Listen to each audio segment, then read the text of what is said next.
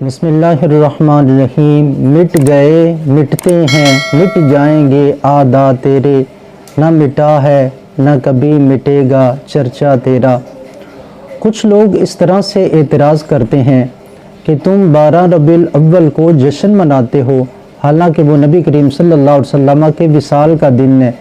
لہٰذا اس دن سوگ منانا چاہیے نہ کہ جشن منانا چاہیے۔ کہیں تم جشن منا کے شیطانی عمل تو نہیں کرتے ہو؟ آئیے اس کا جائزہ قرآن و سنت کی روشنی میں لیتے ہیں کہ اس کا کیا حل ہے۔ اس حوالے سے پہلی بات تو یہ ذہن میں رکھیں کہ ہمارے ائمہ کا یہ نظریہ ہے کہ نبی کریم صلی اللہ علیہ وسلم کی ولادت بسعادت 12 ربیع الاول ہے، آپ کا وصال 12 ربیع الاول نہیں ہے۔ اگر بالفرض مان بھی لیا جائے کہ نبی کریم صلی اللہ علیہ وسلم آپ کا یوم وصال 12 ربیع الاول ہے، تو پھر بھی خوشی کا اظہار کرنا، محافل کا اہتمام کرنا خلاف شرع اور خلاف دین نہیں ہے۔ اس کی وجہ یہ ہے کہ اللہ رب العزت نے جو ہمیں خوبصورت دین اسلام عطا فرمایا، اس میں جو ہمیں تعلیم دی گئی ہے وہ یہ کہ اللہ رب العزت کی طرف سے اگر کوئی رحمت میسر آ جائے، اللہ کا فضل مل جائے اور اللہ کی طرف سے کوئی نعمت ملے تو اس کا شکر ادا کرو، اس کا چرچا کرو اور تحدیث نعمت کے طور پر اس کو بیان کرو۔ اور اس کے برعکس اگر کوئی مصیبت کوئی پریشانی آ جاتی ہے تو اس میں اللہ رب العزت ہمیں صبر کرنے کا حکم دیتا ہے۔ اور شریعت میں بخاری شریف کی روایت کے مطابق سوگ صرف 3 دن کا رکھا گیا ہے، اور سوائے اس عورت کے کہ جس کا شوہر فوت ہو جائے اس کے لیے 4 ماہ 10 دن ہے۔ تو لہٰذا یہ دین اسلام کی تعلیمات جو ہماری رہنمائی کر رہی ہیں وہ یہ کہ ایسا نہیں ہے کہ ہر سال سوگ منایا جائے۔ اسلام میں خوشی بار بار منانے کا حکم ہے، لیکن سوگ منانے کا بار بار حکم نہیں ہے۔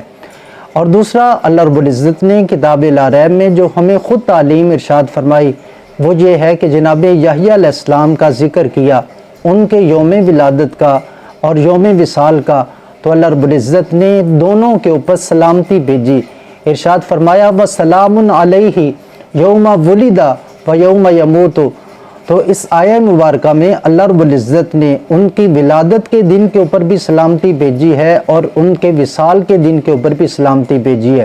لہٰذا قرآن کریم کا یہ حصہ ہماری رہنمائی کر رہا ہے کہ نبی کریم صلی اللہ علیہ وسلم کی ولادت بسعادت والے دن جمع ہونا اور درود و اسلام پیش کرنا، سرکار کا ذکر خیر کرنا، یہ قرآنی طریقہ ہے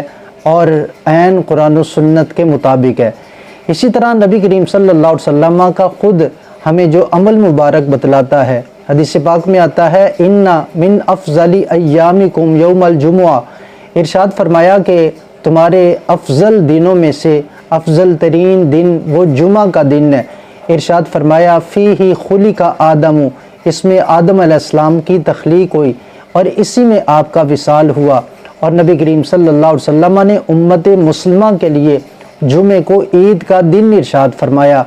لہٰذا نبی کریم صلی اللہ علیہ وسلم کا یہ عید کا دن فرمانا اس بات کی طرف رہنمائی کر رہا ہے کہ انبیاء کا یوم وصال بطور سوگ نہیں منایا جاتا بلکہ اللہ تعالیٰ کے شکرانے کے طور پر منایا جاتا ہے۔ اور دوسری چیز اس حوالے سے کہ اکثر ائمہ کے ہاں نبی کریم صلی اللہ علیہ وسلم کا یوم وصال 1 یا 2 ربیع الاول ہے۔ آئیے اس حوالے سے چند حوالے سماعت فرمائیے۔ ابن سعد نے الطبقات الکبریٰ میں ذکر کیا، اسی طرح امام بہقی نے دلائل النبوہ میں، ابن عساکر نے مختصر تاریخ دمشق میں، اور اسی طرح سے مورخ ابن کثیر نے البدایہ والنہایہ میں، اور شارح بخاری امام ابن حجر عسقلانی نے فتح الباری میں، علامہ شامی نے سبل الہدی والرشاد میں،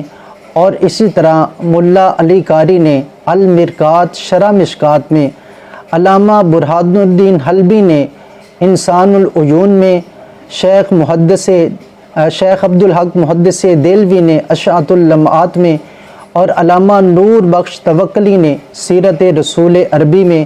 اشرف علی تھانوی نے نشر الطیب میں، علامہ شبلی نعمانی میں سیرت النبی میں اس بات کا ذکر کیا کہ نبی کریم صلی اللہ علیہ وسلم کی ولادت باسعادت کا دن 12 ربیع الاول ہے اور آپ کے وصال کا دن 12 ربیع الاول نہیں ہے۔